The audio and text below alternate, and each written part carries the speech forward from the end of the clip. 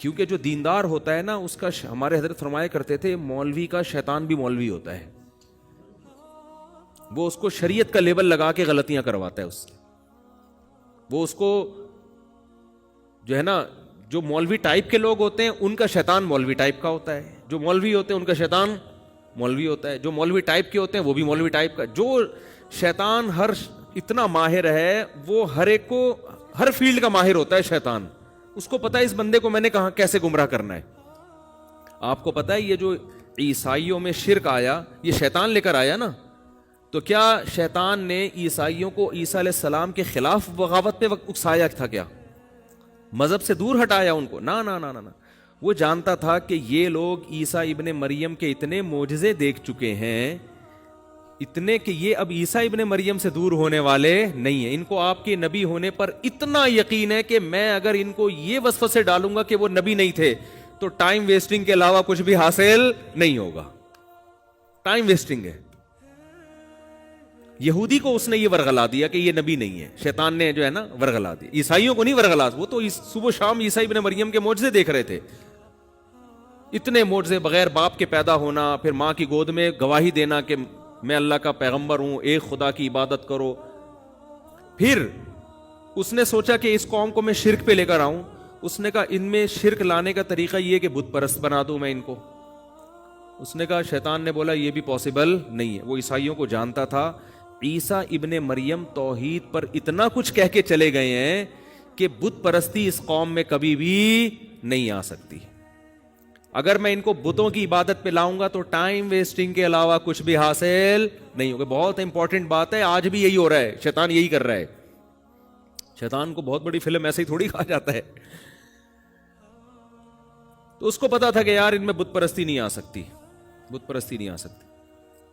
شیطان نے بولا کہ اگر میں ان کو سب کو زانی بنانا چاہوں گا یہ بھی پاسبل نہیں ہے, کیونکہ یہ زنا کے خلاف ہے. مذہبی لوگ ہیں نا, یہ نہیں یہ 2-4 لوگ زنا کر لیں گے, سارے تھوڑی زانی بن سکتے ہیں. شیطان نے کیا کیا؟ شیطان نے کہا ان کے اندر جو سب سے بڑی خوبی ہے نا وہ یہ کہ عیسیٰ ابن مریم سے یہ ٹوٹ کے محبت کرتے ہیں. اس محبت میں یہ کمپرومائز کرنے کے لیے تیار نہیں. یہ خوبی, اسی خوبی کو ان کی سب سے بڑی خامی بنا دو. اسی خوبی کو ان کی سب سے بڑی خامی بنا دو. حضرت عیسیٰ کے نام پہ سیرت کے جلسے کرواؤ. وہ جلسے بھی ٹھیک ہیں بھائی, حضرت عیسیٰ کی سیرت بیان ہوگی, خطیب آئیں گے, تقریریں ہوں گی, مقابلہ ہوگا کہ کون عیسیٰ کی شان کو کتنا اونچا بیان کرتا ہے. خطابت میں تو یہی ہوتا ہے نا. ایک خطیب یہ بیان کر رہا ہے کہ عیسیٰ ابن مریم اللہ کے بندے تھے, نہ مختار کل تھے, نہ حاضر ناظر تھے, نہ مشکل کشا تھے, بس اللہ کے بہت محبوب تھے.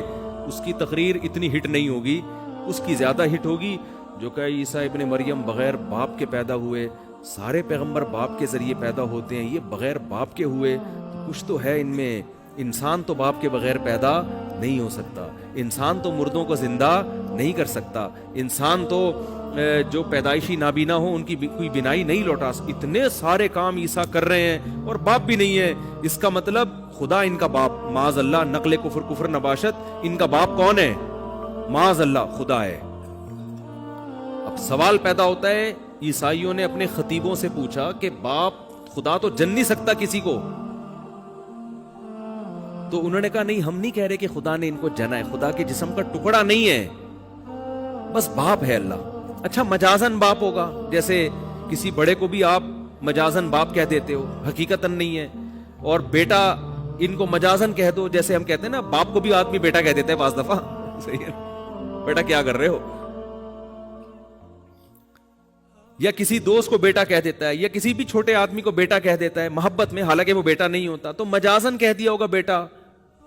تو اگر ہم مجازن مانتے ہیں تو پھر تو مجازن کسی بھی پیغمبر کو کہہ دو بیٹا. تو عیسیٰ کی کیا خصوصیت ہے؟ انہوں نے کہا نہیں, مجازن نہیں ہے, حقیقتاً بیٹا, لیکن اللہ کی ذات سے نکلا نہیں ہے. جب نکلا بھی نہیں ہے تو پھر کیسے؟ ہمیں نہیں پتا, وہ ہے. تقریر میں آپ جیت گئے. بہرحال سمجھ رہے ہو کہ نہیں سمجھ رہے بھائی؟ تقریر میں تو آپ کیا ہو گئے. اور ان کو پھر تورات کی ایسی آیتیں بھی مل گئیں, کیونکہ جب آپ کوئی فاسد نظریہ فرض کرتے ہو تو آپ کو اپنے مطلب کے دلائل ہر جگہ سے مل جاتے ہیں. یہ بھی ہے. جیسے ہمارے پروفیسر غامدی صاحب وہ جو مرضی پھینک دیں, کہیں نہ کہیں سے آیتیں نکال کے لے آتے ہیں, وہ کچھ بھی کہتے ہیں کہیں نہ کہیں سے مل جاتی ہے. یہ تو ہر ایک کے ساتھ ہے, آپ کو اقوال مل جائیں گے, آپ کوئی بھی قول لے لو کہیں نہ کہیں کسی تابعی کا ضعیف قول حاشیے میں لکھا ہوا آپ کو مل جائے گا. تو گمراہ لوگ یہی کچھ کر رہے ہوتے ہیں. بھائی اس قول کو کسی نے حیثیت نہیں دی, اس کی کوئی ویلیو نہیں ہے. تو یہ کیا ہوا کہ یہود و نصارہ میں, عیسائیوں میں اسی طرح سے کیا ہوا, حضرت عیسیٰ کی سیرت میں مبالغہ, بہت زیادہ اہمیت بڑھانا شروع, پھر اس پہ کتابیں, پھر اس پہ مناظرے. ظاہر ہے اس وقت حق پرستوں نے مخالفت کی, لیکن لیبل ایسا لگا تھا عیسیٰ کی شان بیان ہو رہی ہے, تو ظاہر ہے لیبل سے لوگ دھوکہ کھاتے ہیں. تو وہ پادری جو توحید پرست تھے, جو عیسیٰ ابن مریم کو اللہ کا بیٹا نہیں کہتے تھے, ان کی تحریک آہستہ آہستہ دبتی چلی گئی اور وہ مارکیٹ سے آہستہ آہستہ شارٹ ہوتے چلے گئے. اور وہ عیسائی, وہ پادری, وہ ان کے مذہبی رہنما جنہوں نے کہا عیسیٰ اللہ کے بیٹے ہیں, اور تورات انجیل میں ایسی آیتیں بھی ملتی تھیں جن میں بیٹے کا اطلاق کیا گیا, وہ مجازی معنوں میں, محبوب کے معنی میں, ان آیتوں سے بھی انہوں نے غلط مطلب نکالنا شروع کر دیا. اور نکالتے نکالتے نکالتے نکالتے یہاں تک نوبت پہنچ گئی کہ بالآخر انہوں نے بیٹا قرار دے دیا, اور یہ عیسائی مذہب کا حصہ بن گیا.